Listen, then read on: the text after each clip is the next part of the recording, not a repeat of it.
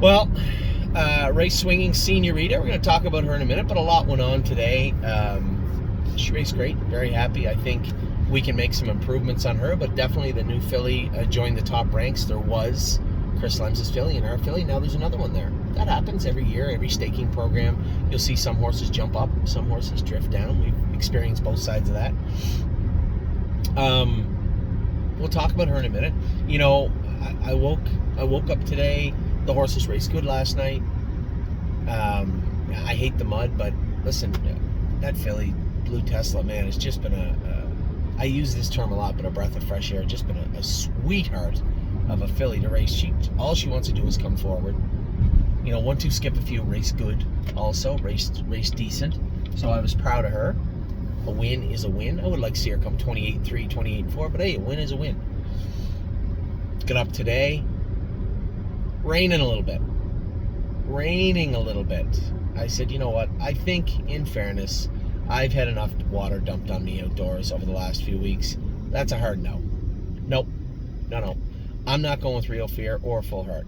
Neither of them. But I will watch other people go with them. So I watched Luke Ebersol go with Full Heart. She's so crazy. Little crazy. She's very difficult. You know, this is one of the most important hurdles to get through, right? You have to be able to improve, you mentally and physically. And if you're stunted at all, if you don't improve mentally or physically, you're going to be left behind, and that's what we see happening.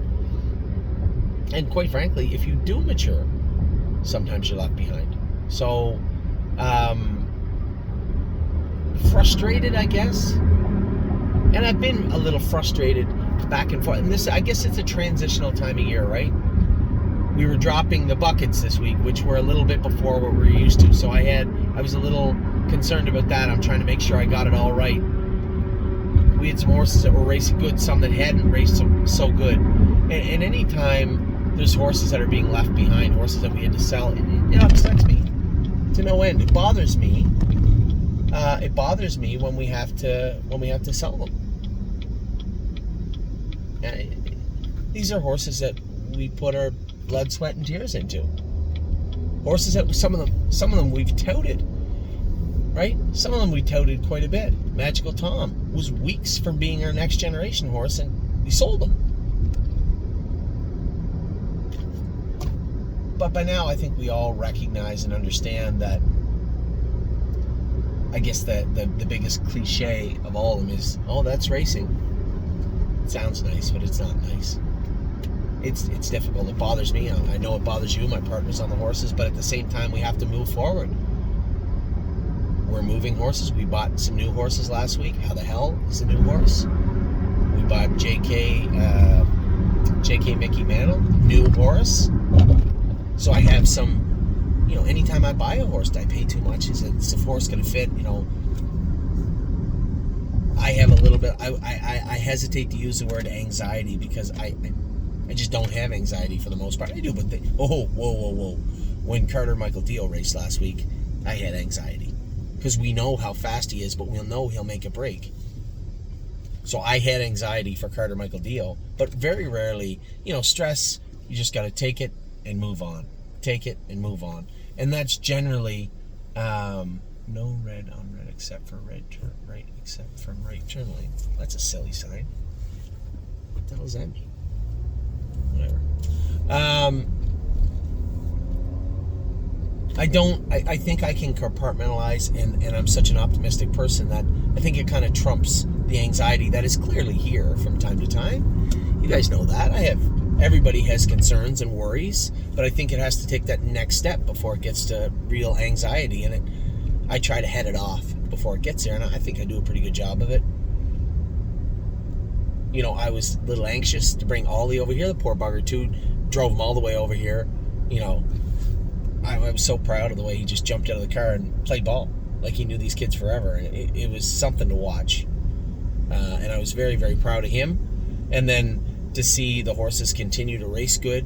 You know, somebody said to me the other day, oh my God, you know, the horses are racing so good. You guys are having a very, very lucky year, a very good year. And I just quietly thought to myself, it's not really luck.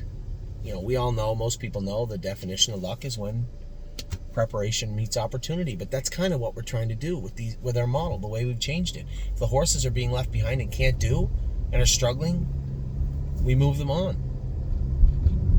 If they look like they can do well for us in a certain jurisdiction or somewhere else, those are horses we try to acquire with value always in mind. Somebody said to me, you guys know what I had priced J.K. Mickey Mantle at. I had talked to a number of people that knew him. Scotty had driven him a couple of times. Now he can only give so much insight. I priced him at $72,000. We got him for $69,000. That doesn't mean I didn't overpay. If we race him in a month and for the month he's struggling and the numbers are 3, 2, whatever, then yeah, we overpaid. But from what I could see on paper, what I can see from the videos I looked at, that's what he was worth, and that's what we paid for him. Again, a little bit under. And I had priced, you guys know, I had sent prices to many of the people that had asked. Everybody that asked got a price, and it was $72,000. So you guys know where our ceiling was.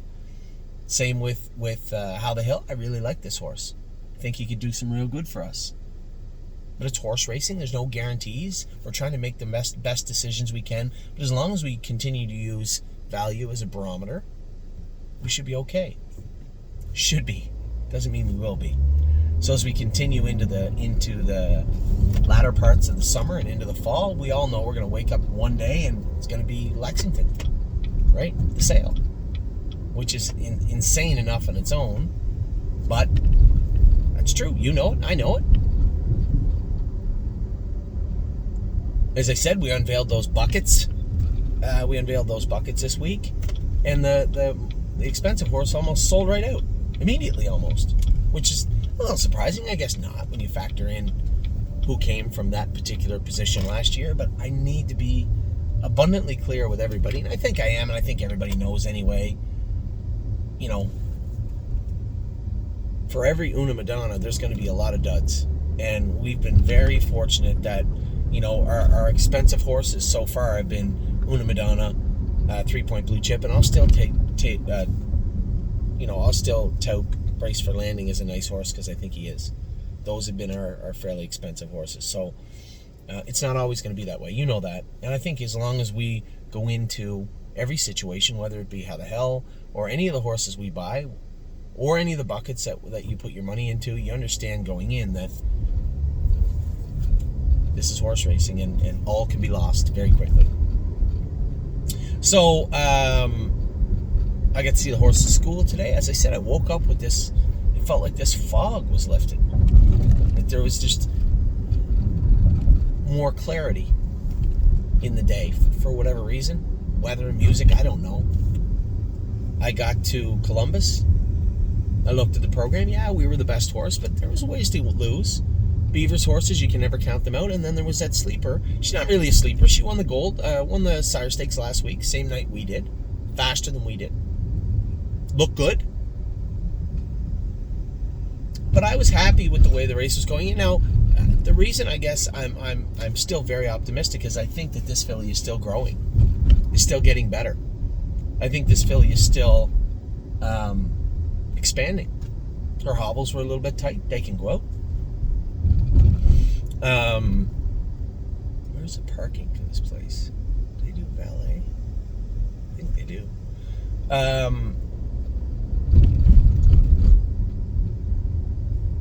As I said, her hobbles can go out. I said to Jason, we'll start driving her. Jogging her with an open bridle on from now on. I think by the end of the year, what you're going to see is a filly that wears an open bridle and is very polite. Does her work very well, even better than she does it now, if that's possible, if you can believe that for a number of you. Man, she's just been such a sweet filly to deal with. But I think I see a lot of room for improvement with Swinging Senorita. So I get away on the front. I got away in such a way that, the horses that I would categorize a sleeper in that race were Dan Noble in behind me. Maybe either one of Beaver's horses, but had to keep my eye out for Trevor Smith with the Luther horse. She would bet down to the favorite, and then we drifted down to the favorite. We were close. I really, in my mind, didn't think she could beat me, and certainly would have bet you coming to the half she wouldn't have from where she came from. But I learned a lot about that filly today too. She just kind of sat out there, just sombered along on the outside, and I left her there because I'm thinking Swinging Senior is a sprinter. I'm going to get to the head of the lane, I'm going to sprint away from you. Not the case. I think if I had that to run back, knowing what I know right now, I try to bury him in the latter part of the third quarter, much like we did in the Next Generation. But at the same time, you have to understand one thing, and I think this is where some of the clarity comes from. There's a long year. Like, I would have been happy if he had left out with me and I had followed him. This is a long year, and I don't want this filly stressed out. She was quiet today. She got beat fair and square, but she was okay about it. She pulled up with her ears up and feeling good and comfortable.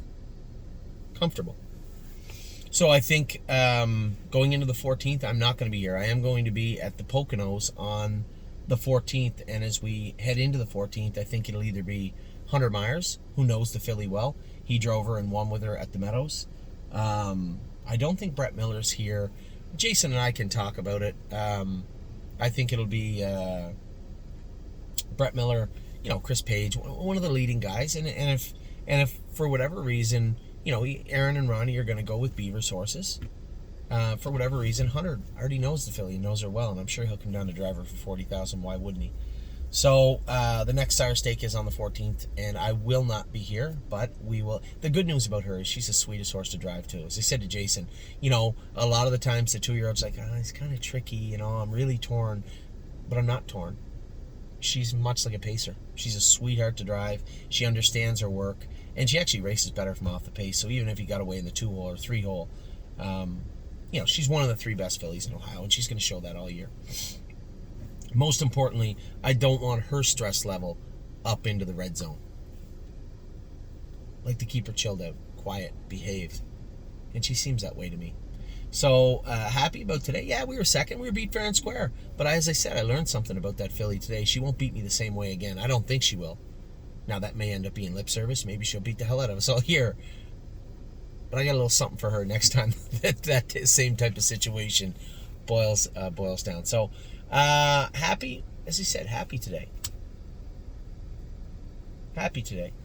For those of you who are paying attention, be aware. The 1 bucket for Lexington is very close to selling out.